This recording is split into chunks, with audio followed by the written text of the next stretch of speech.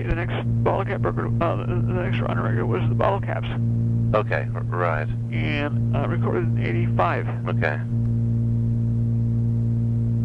Okay, and that's when you moved away from the Holy Motor family, so to speak. Well, actually, the Rounders broke up in '72, or at least I broke up with them. And the fact that I recorded with them in '77, '79, and '81 was just the fact that they just happened to be back on the East Coast, Right. And whoever came out for the promotional tour once the last one was released. Yeah. Now, has there ever been any talk of putting the Bottle Caps record out on compact disc? Because that's one that's kind of lost now. Oh no! The Bottle Caps broke up, but before doing so, we made a last CD, a last album in our keyboard guy's studio. Okay. And it was actually finished in '94 maybe. Mm-hmm.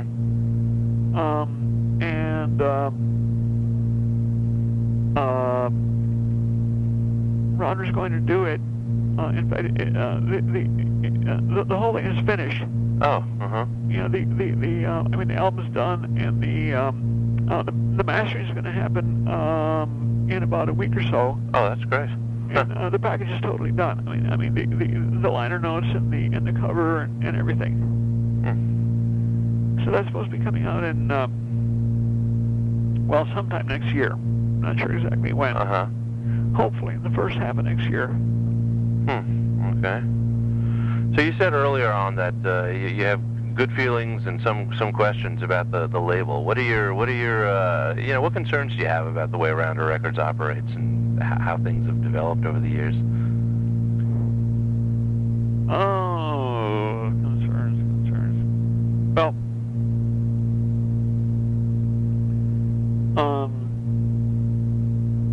we've generally had problems with the budget, Mm-hmm. The recording budget. Yeah. But that's kind of a thing that happens with all small labels. The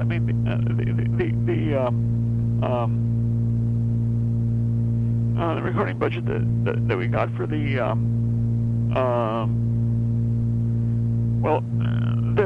there wasn't really enough money to finish the first Ball Cap album. The budget was something like $5,000 including tape. Right. And we actually went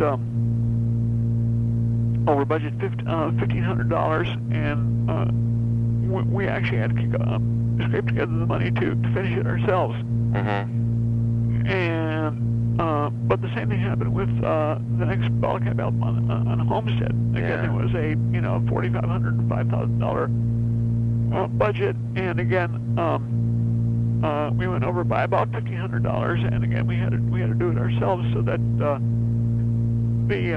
problems with the small Rounder budget are actually a problems with small label budget question rather than something that Rounder does. Right. Okay.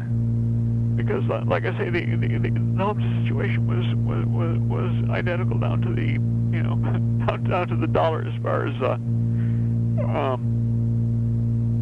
budget showed a shortfall. Sure. What's your take on the Glenn Jones situation? Have you had heard about that, I gather? Yeah. What's your feeling? How did you react to it when you kind of got the first word of what was going on? The way the story played out here is, big label guy comes in and hires 23-year Rounder employee who happens to be the union shop steward, and obviously they've changed. Obviously there's something other than what they were, and that's and everybody was in the Austin music community was just say, oh, those guys of course suck anyway, they've gotten too big, blah blah blah. None of which I subscribe to, but like I say, you kind of cringe when you hear the bare facts. Well, I don't really know the details, Mm-hmm. and I'm hearing all kinds of rumors, which Right. I don't want to Pass them. Right. pass because Right. I'm not sure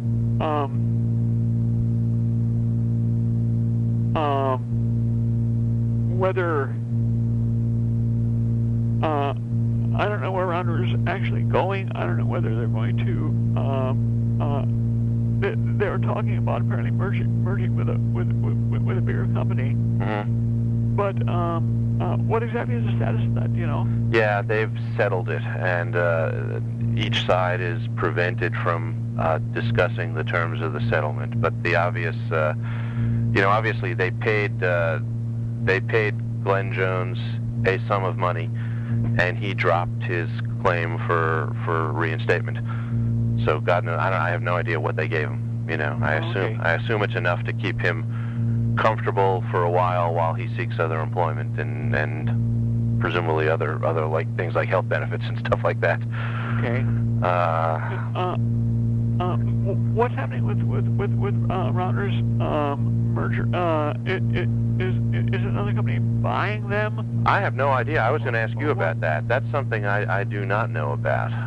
What is it that your understanding is? Because I don't know. Well, I don't know either. Okay. I thought that they were discussing. Well, I don't know whether they're going to merge with a bigger company and remain in their executive positions, mm-hmm. or whether they were going to sell it outright, Right. or what. I've absolutely no idea what of what their plans are. Right. Okay. And the last time that I talked to Bill about various stuff when I was up there with Weber, I had all sorts of other questions well, we had all sorts of other things to talk about, and although I meant to ask him about this stuff, I never got around to it because we were discussing all these projects and stuff. Right. I'm basically clueless. Yeah, and I have no idea actually. I don't know. They're closed-mouthed about those things. I think at least they have been to me, and I think some of the newer executive types aren't terribly happy about me poking around, but Bill and Ken and Marion don't mind, so they let it ride. Uh-huh. I know the last time I was up there, Bill had said to me, here's a bunch of drawers in which you may find interesting correspondence that'll, send you in various directions. I'm going to split, just go through it if you want. So I'm sitting on the floor and I'm opening these drawers and I'm reading through all this paper. Most of it was meaningless. Every now and then you'd find something that you'd want to follow up on. And John Ferrant came by and he said, "You're looking at correspondence?" And I said, "Well, Bill told me I could go through these drawers." And he said, "Okay," and he walked away. And I said, I gotta not be seen by him because he might just tell them this isn't in your interest. Don't have him do that. But nothing ever came of it, and I kept going through the drawers, But he made me uneasy. I don't know, because he doesn't have the history.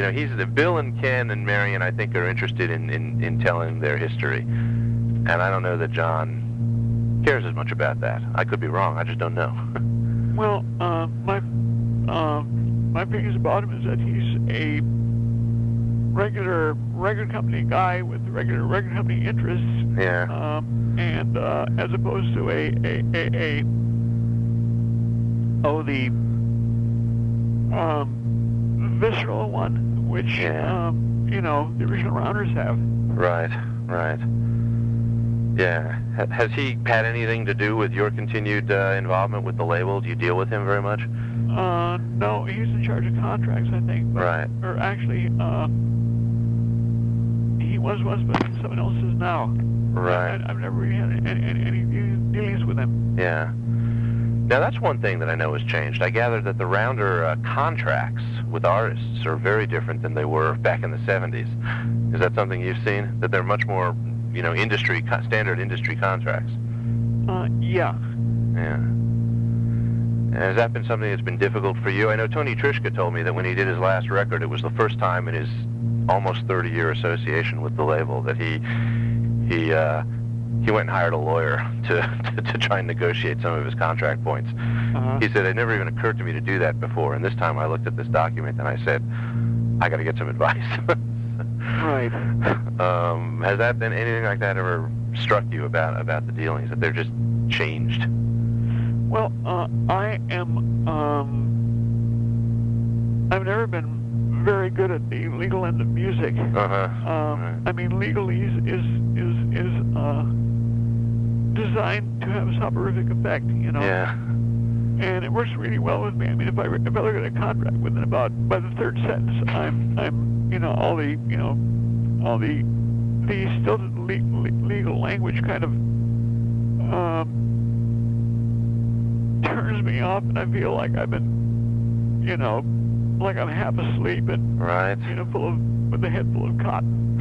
Which, of course, I mean, the language is designed to do that, of course. So it's Yes. Yeah. So for you, it's but you're still comfortable going on with the label if they're still comfortable working out with you, I gather. Yeah. Okay.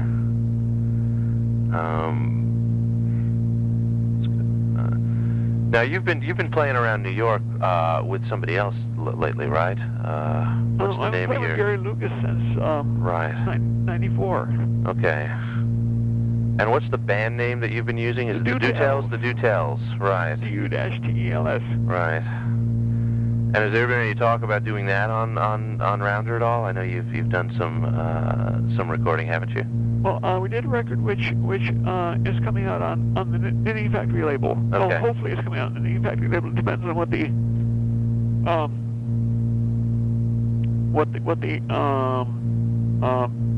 Mark Bingham, who I did. Mark Bingham is a really old friend, and he's a guy that well, we actually met when he was a gopher at Elektra in 1968.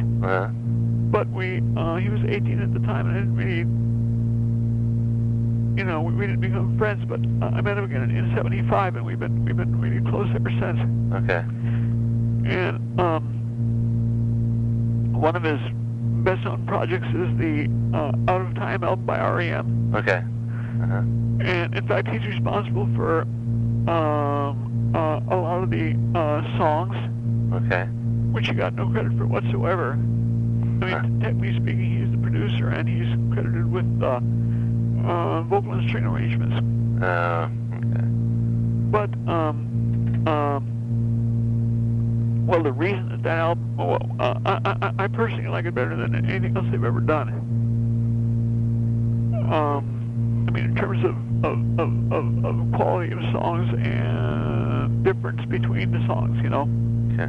And was it done live at the Knitting Factory or no, studio? I'm talking about the R.E.M. record. Oh, okay. Yeah, Got it. Okay, so. No, anyways, so Mark did you hear the, you must remember this? Yeah. Okay.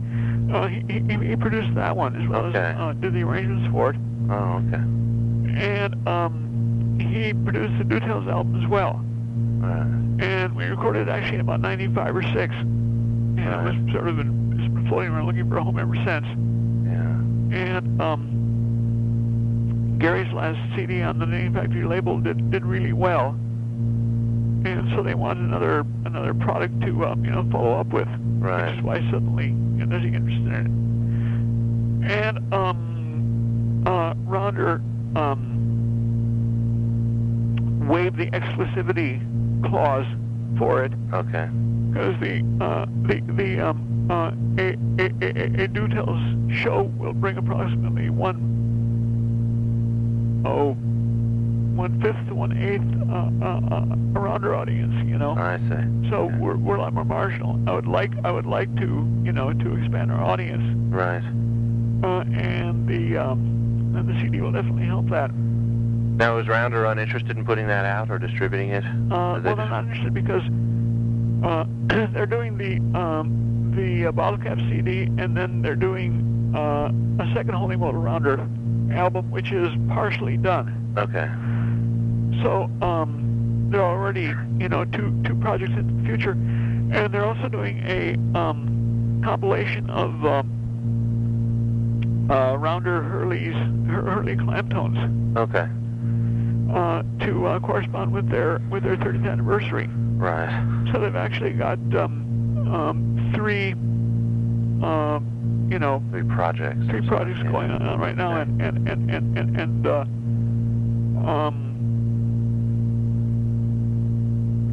so they're free with letting me do it on another label. Yeah. Okay. So overall, you've sounds like you've had a good 30 years with them and various as friends and recording artists. Yeah. Okay. Okay. Did you think it's gonna? I don't know. This is a kind of an amorphous question, but I kind of ask it to everybody who's had a long association with them. Do you have any thoughts on why they started out as essentially nothing? These guys, they bought the George Pegram tape for, I've learned it was $125 they paid for that tape and decided to put it out kind of on a whim. And now they're what they are. Do you have any thoughts of how they managed to do that while others have failed? And they became far bigger than Mo Ash ever did, I think, far more than Chris Strachwitz ever became, even though they do different kind of stuff in a way. But those are their models. Folkways and Arhoolie were their models, and they became something much more than that. Do you have any thoughts on how they pulled it off? Well, they've had a number of people that for a while. I think Norman Blake was their bestseller back in the 70s, or before Thorogood. Right.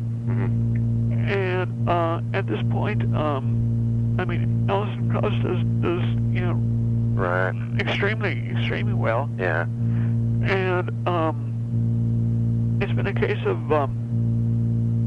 finding the combination of getting people that are not just folkies like Thorogood, who I guess you could call early roots rock, actually. Yeah. And attracting other people that have an unusually like Alison Krauss, right, definitely has more commercial appeal than the Irish bluegrass band. Right. But they're absolutely excellent. Yeah. It isn't a case of being a watered down commercial effort as in a genre that's generally more authentic. Right. By any means. Right. So it's a case of and it doesn't take many really successful products to make for a successful company. One hit out of 50 is like doing really well. Sure. Was there any concern in the company when they were signing Thorogood? Was there any talk about whether or not this signing was kind of what they should be doing? Because it was a little different from some of their other stuff at the time. Well, the impression when they were talking about it, it was a case of the opportunity came up, and they thought, why not? And their feelings about it seemed to be that it was a kind of a wild and wacky decision. It was just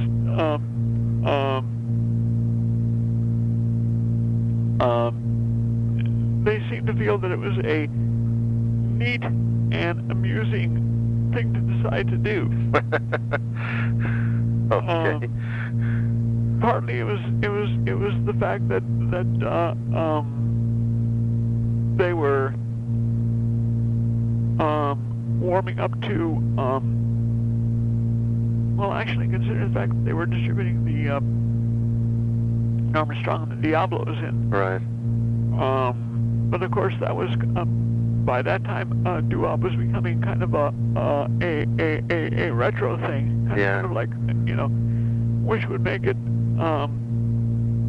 sliding more towards archaic traditional music, than as opposed to rock and roll. Right. Well, the terrain on traditional music keeps shifting all the time. I don't know what it is anymore. I used to think I did. Well, there's that, and there's the fact that the interest in world music came up, which was really, well, reggae really started that happening, I would say. Right. And then people like King Sunny Ade.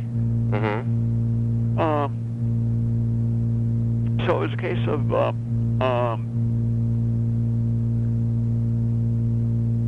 broadening their. They looked into every single alternative kind of music that came along and got into it, partially because Bill really likes to travel. I mean it's an excellent excuse to travel around the world and listen to music. Yeah. So partially it's a logical thing to expand your range of products, and partially it's a great excuse to see the world and listen to music, right? Something that they want to do anyway, Yeah. Now, have you ever? I'm almost gonna answer my own question, but I'm wondering if you've ever trafficked much with the people who are dismissive of the Holy Modal Rounder simply because it's not traditional music done in a very conventional style, a very fastidious, purist attitude. Well, that sort of thing came up more in the early '60s. Okay. I mean, one reason for the Rounders' basic attitude was there was so much sanctimoniousness in the folk field. Mm-hmm. I mean, either the pure sanctimoniousness, the we are trying to make this precise copy of this archaic form, and we must do it as with rigorous accuracy, or else we are peeing on a holy relic or something, Right. There's that, and then on the other hand, there's the technical proficiency. Yeah. Side of things, which actually was introduced by Tom Paley, in the 40s. Mm-hmm. He's probably the guy that brought, serious technique to the folk scene, which was quite unskillful. I mean, we're talking. Well, I mean, like Pete Seeger, right. could definitely play just fine, but. I mean, Pete Seeger was maybe the premier instrumentalist, at this time. Yeah. And when people would take an instrumental break, I mean, they would get this extreme. They would tend to put this stone face on and look at this wonderful, splendid thing that I'm doing, and I mean, this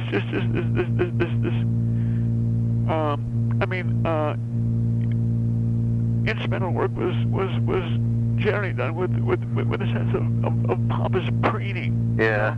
Uh-huh. And not to mention the sanctimoniousness of the social stuff, Yeah. Sing what must be sung, and Right. I mean, these people drove me nuts. I mean, they were such pompous, self-righteous, broomstick up the butt assholes. Mm-hmm. Well, they actually weren't assholes. They were creeps. Yeah.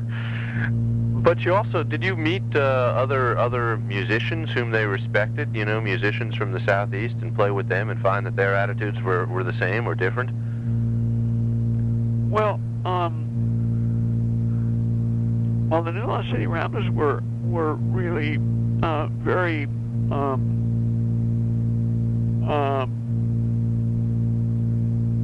purist. They look pretty stern too sometimes. And stern, yeah. But they did have a sense of. I was looking through my wife's old records, and I found this EP from the late 50s. Yeah.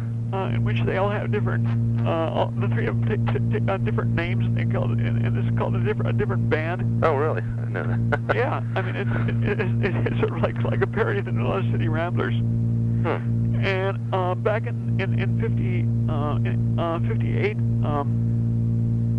they did this one skit on stage where they were making fun of their tuning. You know, so they one of them started like tuning, and the other ones were waiting for the guy to finish tuning, and the tuning guy was just tuning, and then the two other guys started to get really angry and funny. One of them grabbed the guitar and smashed it on the smashed it to the ground. And this is before Townsend. And then the guy whose guitar was smashed starts like hollering at the person to smash it. Well, and the third person picks up a piece of the guitar and says, "Gee, a New York Martin." The guitar was a ringer. The guitar was like actually a piece of junk for the purpose. Right. I mean, they were those guys had a sense of humor besides being purists, but they were much more true to the original, formats. How about guys like Clarence Ashley and Doc Watson? Did you ever get to share a stage with them or meet them in the course of your own work, or any of their peers? Not really. I watched them play, but I never really had conversations or anything. Right. I take it the Rounder record label. This is, I guess, pretty self-evident. The Bill and Ken and Marion, they had no problems with what you guys were doing, obviously. No. Well, what we did was, I mean, people liked what we were doing. I mean, on one hand, a lot of people think that what we were doing would have been, kind of jarring. But we had, and anyone who liked the folk music audience, people that actually going to see us would always respond very enthusiastically when we'd play live. Right. Because we were having fun and we were goofing around, and I really, my whole idea was, which I got in '63, was what would happen if all those old guys from the Smith Anthology were, transported to the present, right, and were still in their 20s and 30s. Yeah. Although Dave Megan, of course, was in his 50s by that time. Yeah. And then they were exposed to rock and roll. And sure. Then what would they do? I mean, this was like originally my idea was don't do anything that couldn't happen after 1941. Yeah. Okay. Because I felt that well, like thousands of other kids, I felt personally responsible for this music. And I felt that if I didn't, keep the flame would go out. And what happened was that I didn't anticipate thousands of other people having the same idea, and consequently, it wasn't necessary for me to, Okay. Because although old-time music practically died in the 50s, it came back in the 60s and has been basically going since. I mean, like there's shape note singing societies now, throughout the North as well as the South. Yeah. For instance. Have you seen, by the way, the current Rounder band, the Freight Hoppers? No. I think you'd like them. They're an old-timey band. They're all in their 20s, and they just play with this incredible energy and dance on stage, and I just think you'd like them if you ever get a chance. I don't know how often they come to New York or you get around, but they've done, I think, 2 or 3 Rounder albums, and they're stand-up bass, guitar, fiddle, banjo, old-timey music, but this tremendous drive and energy and youthfulness and hippie attitude and what have you. Great band. Oh, great. Yeah, I'd like to hear them. Yeah, great band. They're probably, they may be the most successful old-time touring act right now, but that's, of course, I don't know if that's saying much. I have no idea how much money they make. Well, it sort of depends on how often they play and what kind of crowds they get. Yeah, I just don't have any idea. I think during festival season they can get some jobs, but bluegrass festivals don't like them that much. Who are those Virginia guys? Oh, they did a lot of things with Sam Shepard. Oh gosh, I know what I'm drawing a blank. I think I know where you're going, but I'm drawing a blank. Yeah. I mean, they were definitely one of the more successful old-timey bands, as well as being extremely good. I mean, they play their asses off, and their musicianship is great as well. It's like Right. they're beyond just being great technicians. Well, let me tell you. Now I'm thinking of some other bands that were kind of your contemporaries back in the 70s, not nowadays, that were doing old-timey stuff in a very different vein. Were you familiar with there were rounder acts like the Fuzzy Mountain String Band and the Highwood String Band? Did you know those bands at all, or the personnel in them? Just a little tiny bit. Yeah, they certainly by record strike me as having much more of a serious, mean demeanor than you and Weber did. Well, just about everybody did. I mean, Yeah. like after we came out, more people started, being open to the possibility of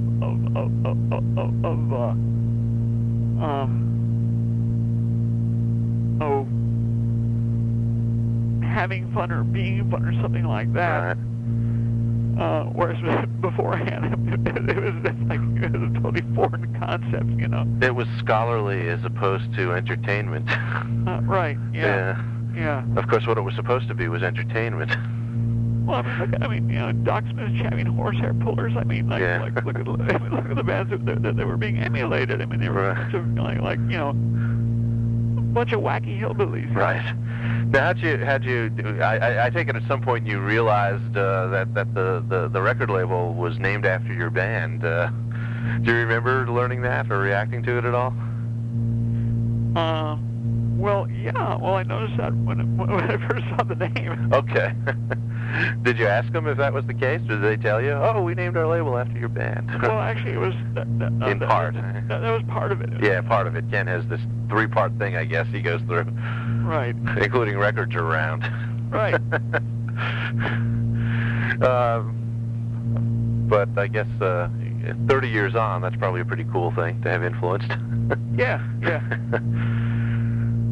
Well, Peter, I'm kind of running out of steam. I don't know how you're going. What I would like to do, unless you want to, and certainly if you want to ask me any questions about what I'm doing, I'm happy to answer them. But I'd also like to know if I can get a phone number, because always I find that I'd like to talk to somebody again sometimes later on down the road, if you're willing to do that, of course. Oh, sure.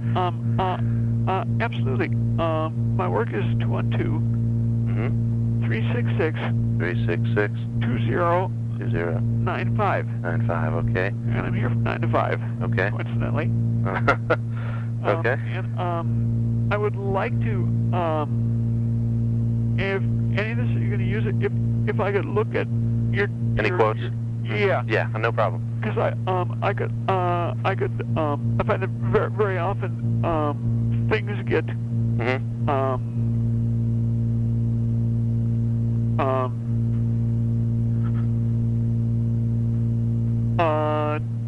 details somehow get a little bit fuddled, and I'd like to help like clarifying everything to make sure that I have absolutely no problem with that. It's Okay, here, great. and to me, it just makes, as you say, it makes things better, because people often come up with other ideas.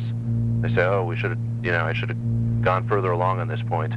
Right. Because there's something else that's interesting, or something like that. Well, if you have any other questions, feel free to call me with more. Okay, great. Once you've copied all this stuff down, you might think of something else you want to find out.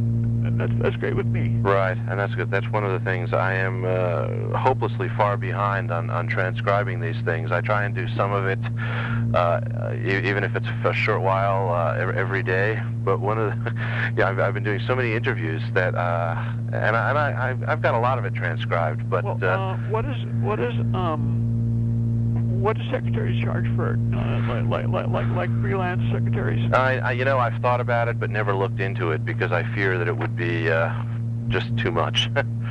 just too much. And I've been getting through it on my own. It's frustrating because you feel that you're not advancing. It's like I'd rather be doing something else to move the project along rather than typing out an interview that I've already done. But unless it's on paper, it's useless to you because I can't remember what's on all these tapes. Right. So, but I roll along. Okay, well, great. Well, thank you so much. You know, you've made my day because this came out of the blue. You know, something you're not expecting and you wanted to do, and it. Well, great. So I really appreciate you calling. Well, glad to help and happy to help more. Okay, thanks a lot. Thank you. Bye-bye. Bye-bye.